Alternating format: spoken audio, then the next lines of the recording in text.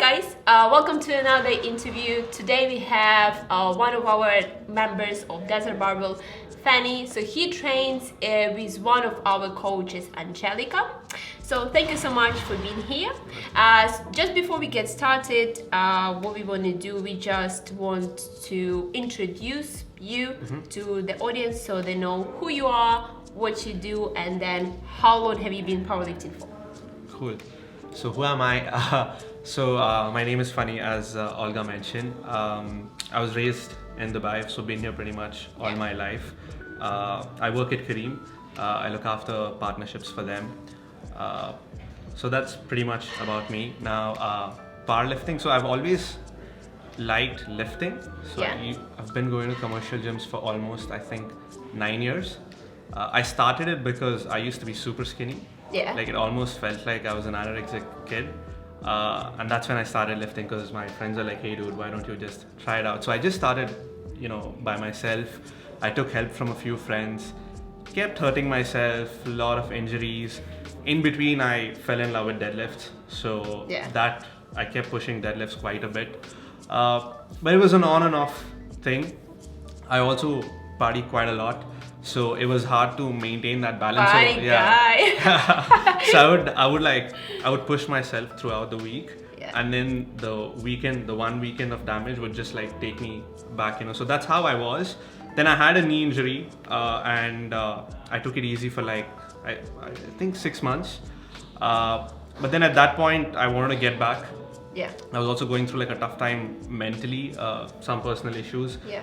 At that point I said, okay, I want to get back, but I need to fix my knee first. So I went and met, up until this point, I have no idea that there's something called as powerlifting, right? And this is early 2022, right? Yeah. So I go meet Matthew at Disc, just to get my knee looked at. And my first session with him, in the first like 20 minutes, he tells me that he's a power lifter. Okay. Because he asked me like, what do you do in the gym and stuff? And I'm like, I love deadlifts. Yeah. And he's like, do you know what powerlifting is? I was like, no. Yeah. So in that first 30 minutes, I was convinced that I need to, there's a world out there for me. Yeah. And he recommended that, you should go check out Desert Barbell, and he said, speak to Dan. So instantly I called Dan right after I was out, and he told me, Dan, like so popular. So popular.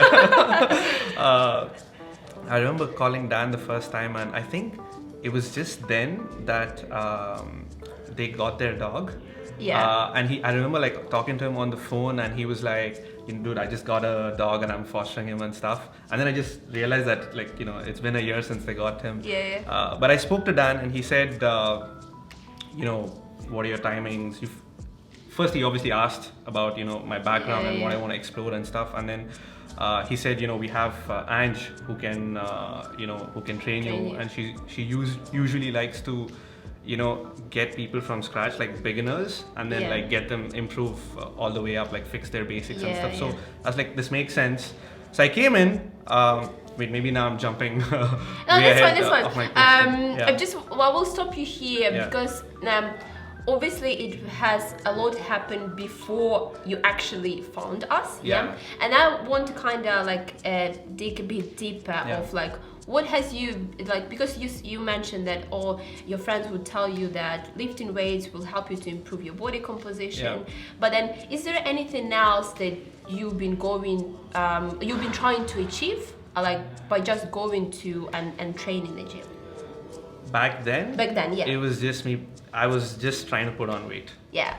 Because I was a stick, and I just couldn't like look at myself anymore. I'm like, I cannot be this stick anymore. And I wouldn't eat at all. I had really bad eating habits. Yeah. So the idea was I go train hard, build an appetite, eat, and then the cycle starts. Yeah. That was it basically. Yeah. So you've noticed a huge change like by doing weightlifting in terms of like your body mass. That's what you said. Everything changed actually. So one, obviously body mass. I started putting on muscle. I started eating a lot more because the appetite definitely increased. I started becoming a bit more confident than what I was as a person. And every day, I don't know if it's the endorphins release or what it was, but it would make me feel fresh, right? So it was really nice. that's when I was like, oh wow, how did I not know this for the last, I think I was 20 when I started. So yeah, like 20 years, like, how did I not know this? Oh, that's a surprise. Because you see, like, it's pretty interesting because a lot of people go into the gym to try to lose weight, right? Yeah. And when you say, oh, I actually went to the gym because I wanted to increase my weight, which is like really, but it's like you said that your health has changed a lot, and was it seeing the results by doing weight training? It's something that kept you going? Definitely. Yeah. I think the results, and also the feeling that I had when I was walking out of the gym, you're just craving that feeling every day. Yeah. Right? You want that feeling again and again and again. You just want it, so you can't not have it. And once you see a better version of yourself, it's very hard for you to go back. I see. You know, you just can't go back. And there've been times when, you know, I've had injuries and I didn't know how to deal with injuries. I've had wrong advice where they said, you know, completely stop. I've gone through that whole cycle, you know, and then I've unlearned and learned again. So at those times I would see myself shrink. I'd be like, this is not like I cannot go back to this. Especially when I was doing my engineering, like a lot of the times towards the end, like before exams, I obviously was not the best at my academics, so I would always study towards the end. So like 3 weeks into my exams, I would completely stop my training. I see. Right, and I would not sleep during the week of exams. So I would see myself shrink in like 3 weeks, and that would like really bother me. That would destroy me. Okay. Going back, like the first 2-3 days, a 10 kg dumbbell would, like the 5 kg dumbbell now feels like the 10 kg dumbbell, and that would like really make me feel like shit, you know. And the next time I would think of stopping, I'd, you know, think of this. I'm like, no, I don't want to go back there. So there is no stopping. I cannot stop anymore. But yeah. And then, like, because obviously you've been going to gyms and then doing an exercise, and you said that you faced a lot of like injuries. Why do you think it was that? Like, why you've been keep injuring yourself? Great question. I went in when I started training. I still remember it used to be a 4-day routine, and it was shoulders the first day, chest the second day, third was back, and fourth was legs. Honestly, at that point when I started, I wasn't even squatting. I didn't even know about squats. It was leg press. Now that I say it, I'm like, shit. Funny. It was more of leg press and a lot of the other accessories. But it was all my friends telling me do this, do that, and I would go with them. And they were it wasn't, sorry, I'll stop you here. Like, it wasn't a program set, or you had the program from somewhere. It was just like, let's just do this. So they would just tell me, do this is what we do, just follow us, right? And most of it was machines, right? There was no barbell involved. I don't even think there was a barbell in that gym, if I'm not in college. So I would just do those machines, and that was it, right? Now what happened is, slowly, while I was doing those machines, I didn't really have that many injuries. But the second I got out, I joined a commercial gym outside of college. When I touched the barbell, especially for squats or bench, shoulder press, deadlifts, all of them went terribly wrong. Because those were all, like, the way I started doing them was just looking at other people do it in the gym, and I started doing it myself. This was back in 2014, when you didn't even have that many YouTube videos where you could get all this content online instantly. Because now if you go online, you have the nicest content out there where they teach you how to do a proper deadlift or a proper squat. It was not there back then, or maybe it was there, I just didn't know. So I just kept watching these guys and I kept doing it. So everything I was doing was wrong, right? My back, like, I still have a video. I was showing Ange the other day, and I was in one of the commercial gyms. I was lifting, and this is not so long ago. This was just like 3.5 years ago. I was like deadlifting 160, and my back is like curved just like that. And the whole time it's just moving. The whole time I lifted, and I look at it, I'm like, how did I not like have a slip disc or like completely ruin my back? So a lot of it was because I didn't have proper professional guidance as to how to go about it. I did later on in a lot of the commercial gyms have trainers, because I was like, I want to get this right, and I want to really push myself. Some of them were really nice, but I don't think anyone was. Some of them helped me fix the basics and the form, but obviously none of them were powerlifters, so it was always about bodybuilding. Which was nice, but I also felt I'd still not gotten like the right. Like I would still keep hurting myself. Right? There was still something wrong. There was still injuries. I didn't even know that a term like something called as a chiropractor exists back then. I didn't even know that I can go get help, and these are like, this is not a serious injury, this is a minor injury. Like as simple as if, let's say, my quads were super tight and I would have tendonitis, and I would think, dude, you've destroyed your kneecap. You're not going to be able to walk when you're 50, and all that paranoia. And then I met Matthew, and then all of that was clarified. Like, no, dude, like. So I think over the years I've learned a lot, educated myself on these issues, so that I don't actually end up hurting myself. I see. And then found and start training with her. So just talk about your that first experience. So I just realized that I turned, like, it's been a year. Like it flew by. So I remember when I came to Desert Barbell, it's not a typical gym. Right. I'm so used to all these fancy lights. There's no mirror the first time I came here, right? And I was like, have I come to the wrong right place? I had my doubts, I'm not gonna lie. When I saw the place, I was completely taken back. I was like, Matthew said this place is amazing, and amazing. I was thinking there's gonna be music, people are, I had a very different thought. I didn't know what Eleco was back then. I didn't know what SBD was back then. I had no idea. The platforms, none of this made sense to me back then, right? But I think when I spoke to Dan, I could totally understand that he knew where I was coming from. Like I knew he was able to relate with me. And then immediately when I had my first session with Ange, I was like, okay, they know what they're doing. They know what they're talking about. So I'm like, okay, this makes sense. So I started with I think it was the 6-week strength program. So we started off with that, and that, like, those 6 weeks were like my introduction to powerlifting.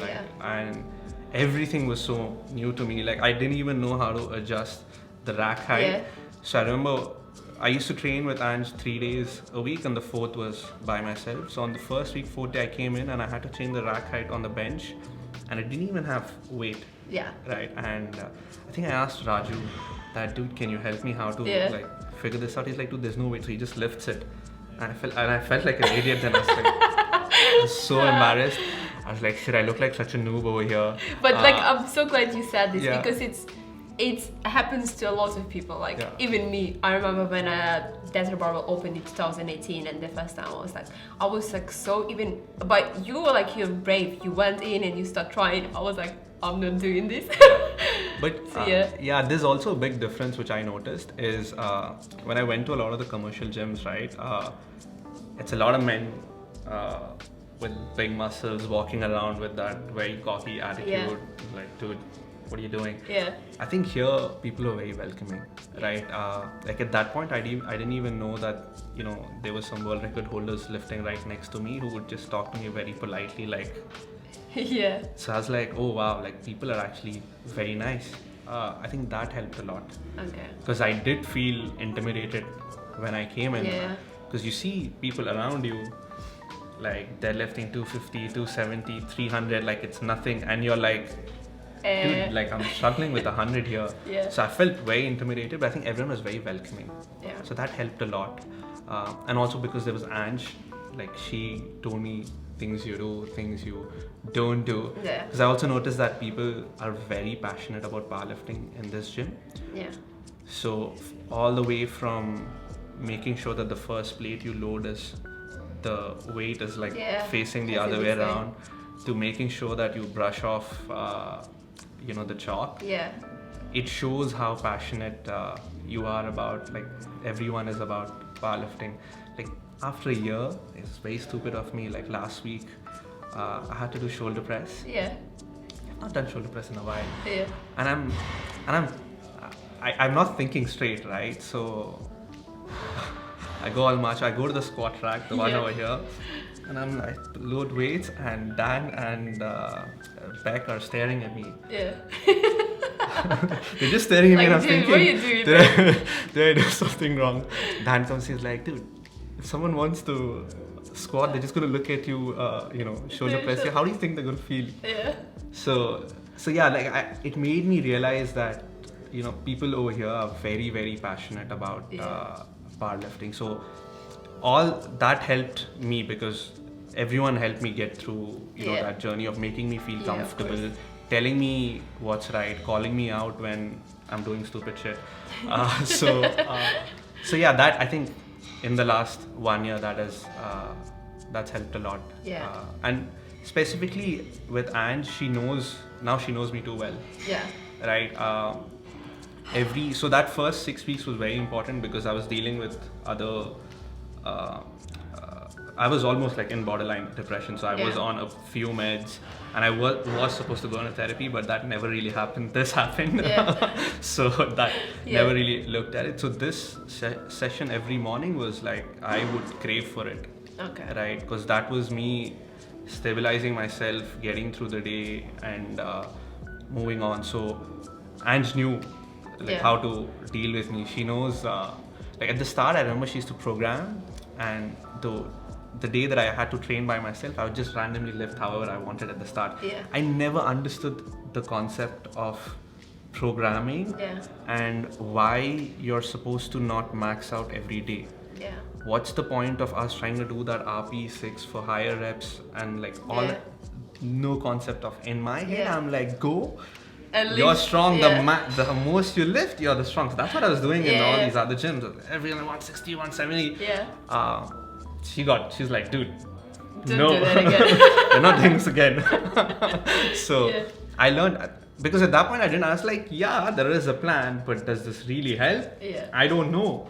I think it was after the first comp. So actually, maybe before I even go into the first comp, in that 6 week, like I obviously fell in love with powerlifting, right? And I also realized that people compete here.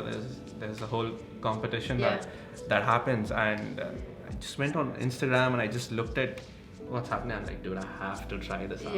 There was fear in me, but I think Ange helped me with that. She said, dude, you have to try it out. It's not about you coming on the podium on top 3, but it's you against you. Like how much strength have you improved? It's your personal improvement. So when I obviously signed up for that, I extended my session. I mean, I've been coaching with Ange for over a year now. That was like I never went back to not having a coach. So the first power meet like changed a lot for me, right? Like it. But how did she manage to convince you? Like, because you said like, oh, you've been scared, and then a lot of stuff is going on. And then, what do you think exactly make you like, oh, I will try it? So one, I got confident with myself that okay, I know what I'm doing here, and that's kudos to Ange. Right? Like I knew exactly what I was doing. I got comfortable with the surroundings. I got comfortable with the sport. So and I also got comfortable that you don't need to be lifting 300 kilos to be on the platform. I noticed that, right? And I also noticed at the start, obviously, I saw all of these huge, like really, really strong powerlifters. But as days went by, I've seen kids who are powerlifting here. I've seen people aged like 70 lift. So I was like, this is not it's fine. Like it's no one's gonna judge you. No one's looking at you that, hey, you were not able to lift this much. It's not that. It's a bunch of people who genuinely want to improve their strength and come out there to showcase what they've done in the last few months and that I realized that, and that basically helped me get out there. I was anxious, I'm not gonna lie. The first power meet I was quite anxious. Actually, I came in and there are familiar faces that I know because of the folks that I train with in the morning, but I've never trained in the afternoon or in the evening. So there were so many new faces, and obviously the power meet, you have people coming in from across the region, so there are a lot of people, right? And now I was intimidated. I came in and I was like, I wasn't even sure, where do I warm up? Can I sit here? Can I not sit here? I was like that. I was really, really nervous. obviously I'm also lucky compared to the rest because I've had Ange by my side that day. So then she helped me get through the warm-ups, and she was there the whole time to, plan our last warm-up before the first lift. So all of that helped. And I think after the first lift on the platform, I was like, oh, I got this. That's this it. This is not going to be a problem at all. And for me, back then, squats were like really stressful for me. Right? Like depth was an issue. I would not follow commands. But luckily, all of that went really well. So as soon as the squats got done, I was like, oh, I got this. Now it's like, that's it. Yeah, because I like bench, I like deadlifts. This is gonna be very easy. So yeah, that was and then so obviously, like trying the power meet, you're saying like it changed a lot, isn't it? So I just want you to speak about the results that you've got in terms of like training with Ange and then trying the first powerlifting competition. So results, I spoke before. First thing is, I know what I'm doing now, like my form, my technique. I'm like fully aware. I'm very conscious of what I'm doing. I know exactly what has gone wrong. If I feel some sort of a pain or any sort of this thing somewhere, I know what's gone wrong. So I'm very self-aware. My technique is probably as good as it's been all my life, but purely looking at numbers as well, it's stupid how much I've progressed. Because I remember when I started, I was squatting 80 kgs was the max when I started with Ange, and that felt quite heavy back then. A year later, in the second power meet that I had a PR of 152.5. So if you're like, ooh. And there was still stuff jump, left in the tank, so that was almost 2x. What happened, my bench was like an 80-85. I got away with I think a 120 just in the last one. So bench was also was a huge improvement. What people don't realize is on the bench, even a 5 kilo jump is like it's a big freaking difference. The deadlifts, I think that's where so in the last power meet I finally, although it didn't get let's say we count it. So, but then just so like I'm just gonna repeat this if someone didn't know or like didn't watch the power meet. So you lifted 200 kilos deadlift, right? The first 200 kilos, and then just didn't follow that down command and drop the bar. So why do you think that happened? So I think like 3-4 weeks into the comp, it was stressful because I was dealing with shoulder pain. So on the squats, like it was like my shoulder wouldn't move, and like when I would squat, I was just going to the side. So we were fixing all of that. And like on the deadlifts as well, what happened was we went for like 190. We kept trying 190, and that 190 felt really hard. Right? I felt, wow, this 200 is gonna be really hard. So this one day, we go for 195, it was good, and then we go for the 200, we go for the first attempt. I fail, right? It comes till the knee, and like I gave it everything, and I gave it everything I could. I knew. But that time there was no music and there was no hype. Then Anne said, "Do you want to go again?" I was like, "Yeah, like what's like? There's no harm." And by the way, that day I was like, "Man, Ange, I love you so much." Like, I'll tell you why I felt that though, because she knew what I was going through mentally. Because that was the first lift I failed actually. In all of Desert Barbell. So she calls all of you. Everyone comes out, and she blasts music and everyone's screaming. I don't know if you remember, you came to I remember. You got this is like there. You I remember like this stuff is gonna move. So I was so I was as pumped as one can be. Like I was super pumped. Diego is screaming, Marco is screaming, you're screaming, and like, it's good. And I was as hyped as I could, and obviously that was not even, it didn't even come close to my knee. Like I failed. And I knew, like I was grinding in there. I was like, there is no way, I just cannot do anymore. So that left a very tough feeling in my chest, right? That, man, 200 is hard. Yeah. 190 and 200, you think it's just 10 kilos? It's hard. It's not that simple. So in my mind, I had that. I kept thinking this 200 is going to be very difficult. So when I went on the platform for the 200 kg lift, it moved so well. Yeah. Like it was not I don't even think it was an RP8. It moved it instantly. Was fast. Yeah. It moved just like that, and yeah. And as soon as it moved up, I was telling Ange, I was the hype in powerlifts is unreal, right? Like the support you get from people that probably have never seen you in their life. Yeah. It's just unreal, right? So in all of that hype, all that caffeine that I had taken in, and the fact that it moved so well, as soon as I went up and I locked out, my brain went into overdrive. Yeah.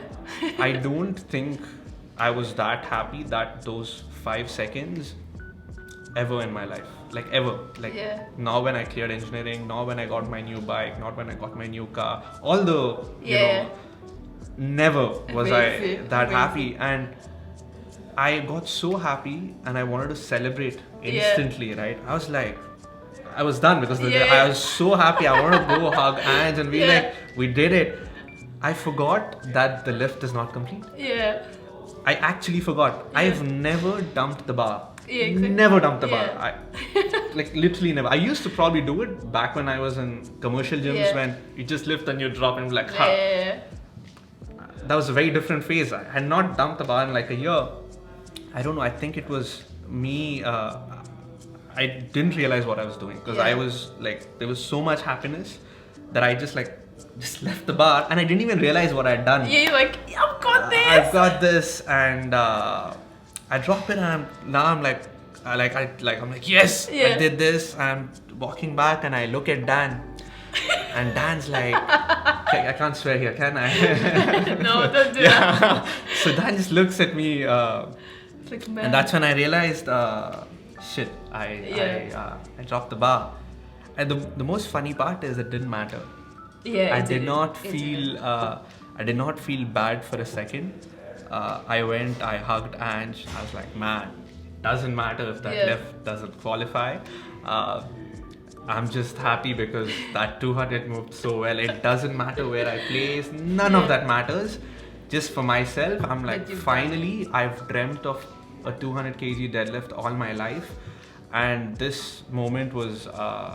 I'll cherish it forever, right? Like, I'll never forget this, and it just makes it even more harder to forget because of what happened. Because of me dropping. But you know, like when I think as well, and I think like a couple of guys said it, like that if you wouldn't drop it, we wouldn't probably remember that as much. Yeah. You know, but then it was just like, oh, it was epic, honestly. Yeah, it was. But still, it was I agree with you. It's okay.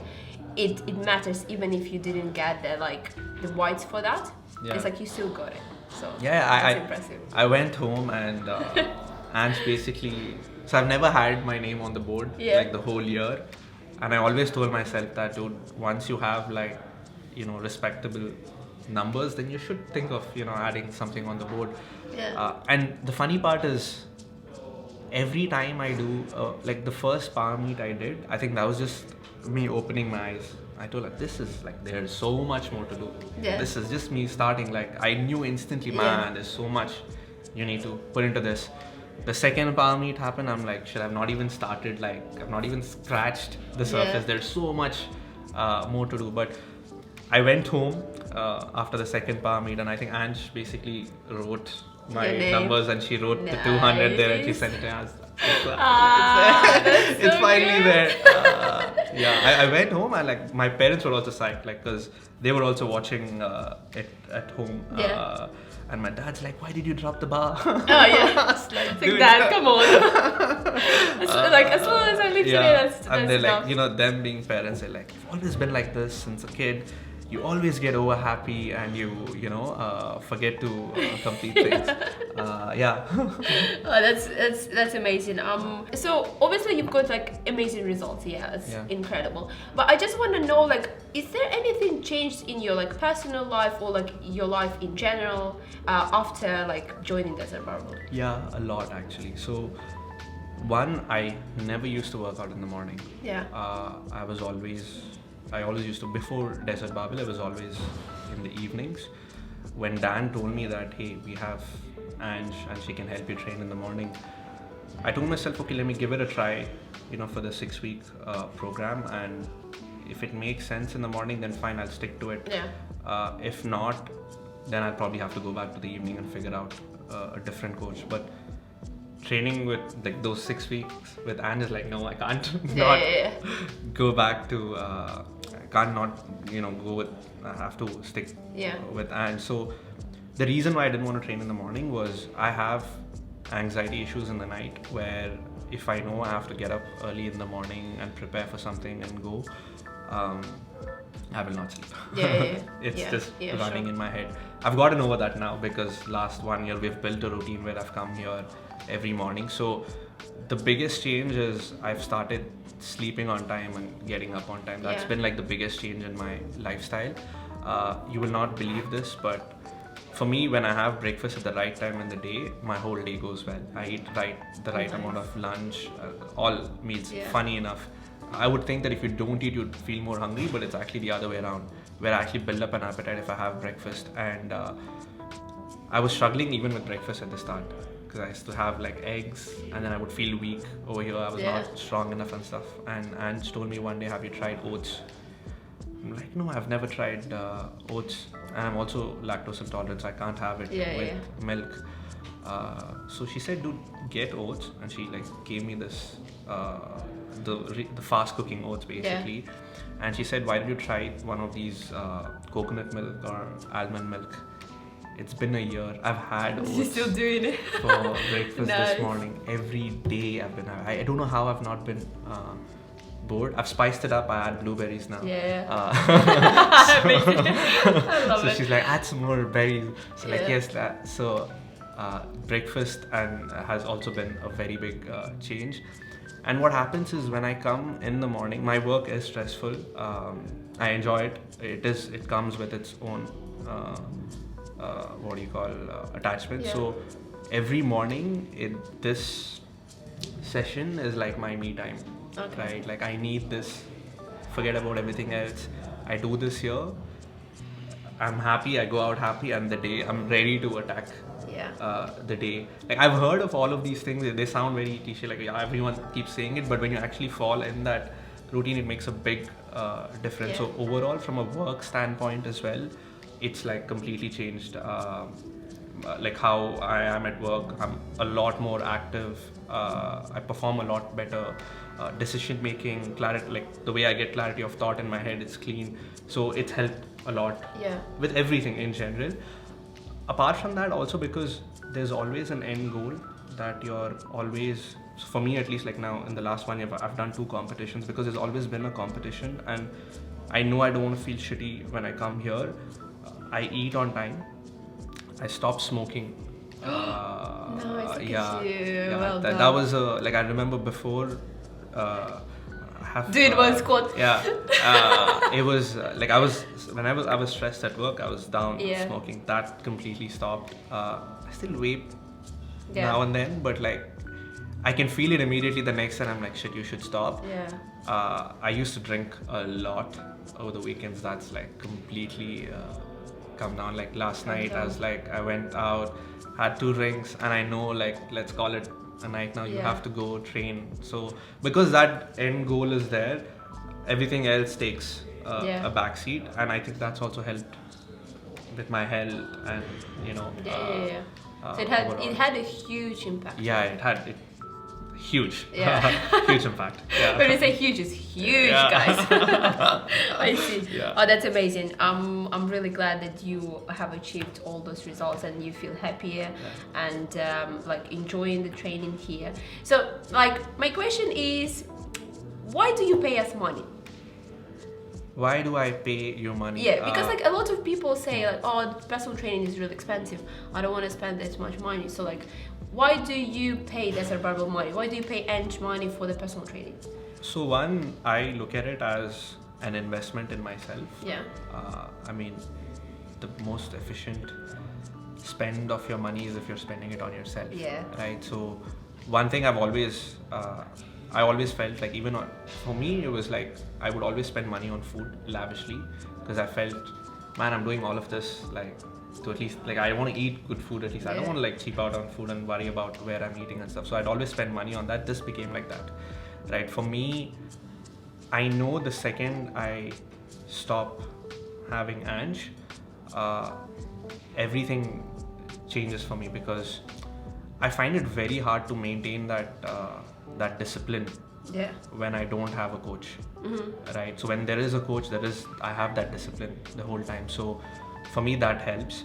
Also, while I've said that a lot of my technique is improved and stuff, there's still a lot that, I feel like every day we're like, I'm unlearning and learning. And when it comes to lifting like really heavy weights, personally, I prefer when Ange is with me.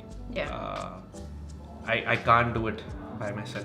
I don't know, I'm just not comfortable with it myself. I just like it when she's there.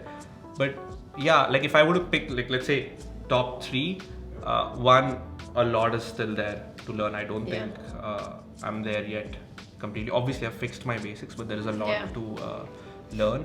The other piece is I need her when I'm lifting heavy. Like, I just cannot do it by myself. It just gives you a bit confidence. Big confidence, right? I cannot do it by myself.